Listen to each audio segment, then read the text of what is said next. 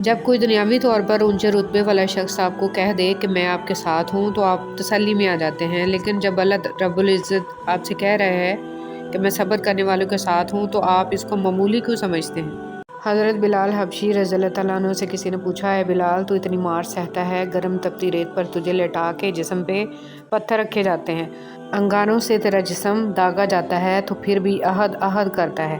حضرت بلال رضی اللہ تعالیٰ عنہ نے فرمایا، جب تم مٹی کا پیالہ بھی خریدتے ہو نا تو اس کو بھی ٹھوک بجا کے چیک کرتے ہو کہ کچا ہے یا پکا۔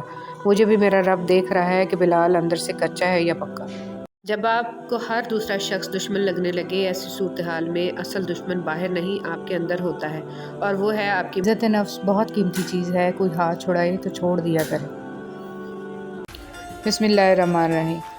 بعض اوقات آپ کو بیوقوف بننا پڑتا ہے، ان بیوقوفوں کو بیوقوف بنانے کے لیے جو سمجھتے ہیں وہ آپ کو بیوقوف بنا رہے ہیں۔ آسمان کے فرشتے 2 دفعہ روئے ہیں انسانی تاریخ۔ ایک جب ابراہیم علیہ السلام نے ان کی کمر پہ اپنا گھٹنا رکھا کہ سر کے بال پکڑ اور چھری پکڑ کے یہ کہا کہ اللہ تو مجھ سے ناراض ہو گیا، تو آسمان کے فرشتوں کی چیخیں نکل گئی۔ اور ایک جب اللہ کے نبی کو طائف میں پتھر پڑے کہ اللہ من یشکو الیک ضعف قوت، تو آسمان کے فرشتوں کی چیخیں نکل گئی۔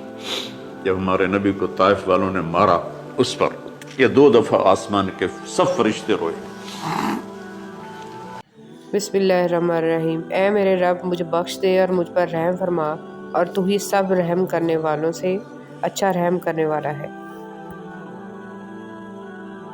امام جعفر رضی اللہ تعالیٰ عنہ کہتے ہیں، 8 افراد انسان کہلانے کے لائق نہیں ہیں: مسواک نہ کرنے والا، تنگ مقام پر کھل کر بیٹھنے والا، بے مقصد کاموں میں پڑنے والا، لا علم ہونے کے باوجود بحث و جھگڑا کرنے والا، بغیر بیماری کے خود کو بیمار سمجھنے والا، بغیر مصیبت کے زینت کو ترک کرنے والا، اپنے دوستوں سے حق بات کی مخالفت کرنے والا، اپنے آباء و اجداد پر فخر کرنے والا۔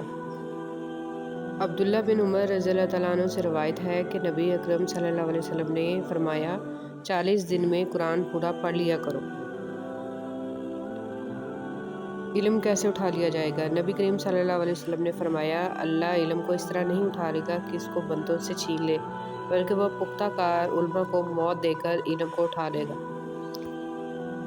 حتیٰ کہ جب کوئی عالم باقی نہیں رہے گا تو لوگ جاہلوں کو سردار بنا لیں گے اور ان سے سوالات کیے جائیں گے اور وہ بغیر علم کے جواب دیں گے، اس لیے خود بھی گمراہ ہوں گے اور لوگوں کو بھی گمراہ کریں گے۔ رسول صلی اللہ علیہ وسلم نے فرمایا، جنت ناگوار چیزوں میں گھری ہوئی ہے اور جہنم خواہشات نفسانی میں گھری ہوئی ہے۔ مجھے اس پر رحم آتا ہے۔ نبی کریم صلی اللہ علیہ وسلم مدینہ میں اپنی بیویوں کے سوا اور کسی کے گھر نہیں جایا کرتے تھے مگر ام سلیم کے پاس جاتے۔ حضرت صلی اللہ علیہ وسلم سے جب اس کے متعلق پوچھا گیا تو آپ صلی اللہ علیہ وسلم نے فرمایا کہ مجھے اس پر رحم آتا ہے، اس کا بھائی رام بن ملحان میرے کام میں شہید کر دیا گیا۔ اولاد کی نماز کی فکر کیجیے۔ سیدنا عبداللہ بن عباس رضی اللہ تعالیٰ عنہما بیان فرماتے ہیں کہ میں نے اپنی خالہ ام المومنین میمونہ رضی اللہ تعالیٰ عنہ کے ہاں رات گزاری۔ شام ہو جانے کے بعد رسول صلی اللہ علیہ وسلم تشریف لائے اور آپ صلی اللہ علیہ وسلم نے پوچھا، کیا بچے نے نماز پڑھ لی ہے؟ انہوں نے کہا، جی ہاں۔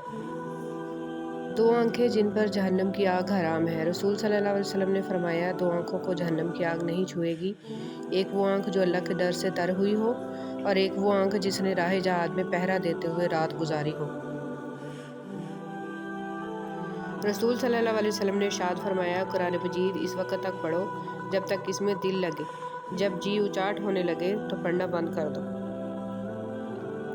افضل شخص کون؟ رسول صلی اللہ علیہ وسلم نے ارشاد فرمایا، بے شک تم میں سے افضل شخص وہ ہے جو قرآن سیکھے اور سکھائے۔ آدھا جسم دھوپ اور آدھا چھاؤں میں۔ بریدہ رضی اللہ تعالیٰ عنہ سے روایت ہے کہ نبی کریم صلی اللہ علیہ وسلم نے دھوپ اور سایہ کے درمیان میں بیٹھنے سے منع کیا ہے، یعنی اس طرح بیٹھنے سے بدن کا ایک حصہ دھوپ میں رہے اور ایک حصہ پر سایہ، اس لیے کہ یہ امر طبی طور پر مضر ہے اور بیماری پیدا کرتا ہے۔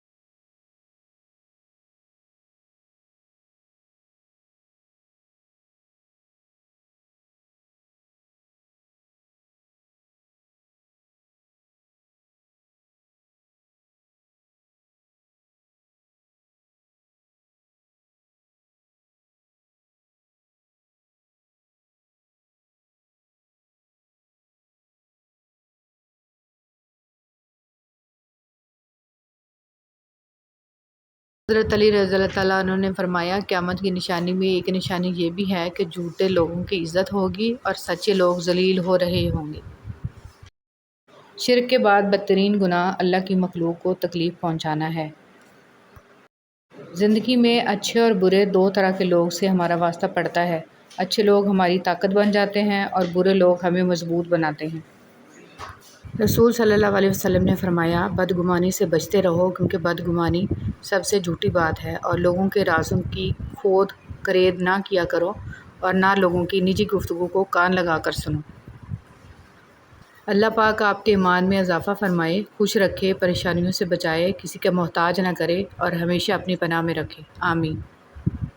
سونے کی چڑیا۔ امام غزالی رحمۃ اللہ علیہ فرماتے ہیں اگر تمہیں ایسا دوست مل جائے کہ جس کی سیرت تمہیں اللہ کی یاد دلائے تو اس کی صحبت کو نعمت سمجھو۔